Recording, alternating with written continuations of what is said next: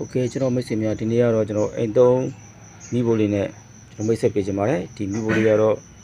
မိတ်ဆွေရဲ့တပီသားစုလုံးအတွက်ကိုကျွန်တော်အင်ဂျင်ဝိုင်အဟောင်း1လီတာ3ရုံနဲ့မိတ်ဆွေရဲ့ထမင်းဝိုင်းမှာထမင်းရောဟင်းရောကျွန်တော်တို့အတီးရဲ့တိုးစရာမှာတပီတိုးစရာမှာအစနော်ရပါတယ်ကျွန်တော်တနေ့ကုန်လည်းအကြိုက်ချက်လို့ရပါတယ်ဗျနော်ကျွန်တော်တို့ဒီ gas တွေလို့ကြာရင်ပူပြီးပေါက်ကွဲမှာအန်ဒီရယ်ကိုလည်းကျွန်တော်တို့ဒီမိဘလေးကကောက်ဝယ်ပေးနိုင်မှာဖြစ်ပါတယ်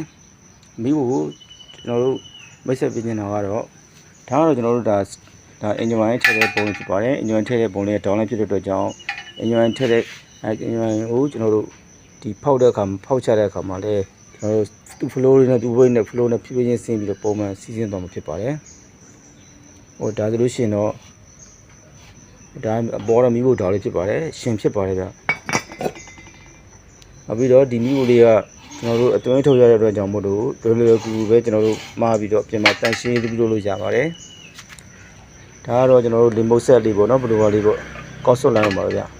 ဒါလေးကဘယ်လိုဖြစ်လို့ကျွန်တော်တို့ download လေးဖြစ်လာတယ်ဆိုလို့ရှိရင်ကျွန်တော်တို့အကယ်၍မိတ်ဆွေကအင်ဂျင်အဟောင်းလေးထည့်လို့ over လေးဖြစ်မယ်ဆိုလို့ရှိရင်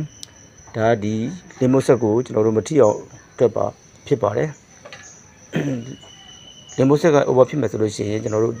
လေပန်ကတော့ကျွန်တော်တို့လဲပြီးတော့ကျွန်တော်အထက်အမီကလည်းရိုးတန်းပဲပြီးတော့ပြော့နေမယ်ဆိုလို့ရှိရင်ဒါအထက်မှာကျွန်တော်တို့အင်ဂျင်ဝိုင်းလေကြောက်တွေလို့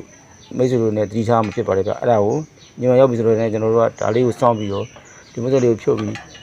လိုဝါလေးကိုစောင့်ပြီးတော့အထက်ကကျွန်တော်တို့အင်ဂျင်ဝိုင်းဟောင်းတွေကိုကုန်အောင်ကျွန်တော်တို့စစ်ထုတ်ပေးရမှာဖြစ်ပါတယ်ဒီအားတော့ဒါအနမ်းလုံးတဲ့အဖုံးလေးဖြစ်ပါတယ်เนาะဒီဖုံးလေးကကျွန်တော်တို့မိတ်ဆွေတို့အနေနဲ့ချက်ပြုတ်တဲ့ဟင်းနေထမင်းနေ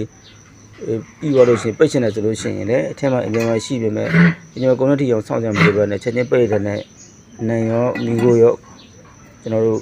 အကလုံးတိတ်တော့မှာဖြစ်ပါတယ်ဗျာเนาะအဲတခုရှိရတော့ကျွန်တော်ဒီမှာကျွန်တော်တို့ဒီမိတ်ဆွေအနေနဲ့ဒီအသေးပတ်လေးကိုတဲပြေလေးကိုထည့်ပေးရမှာဖြစ်ပါနော်တဲပြေထည့်ပြီးမှကျွန်တော်တို့ဒီဖုန်းလေးအုပ်မှာလုံးမှာဖြစ်ပါတယ်ဗျ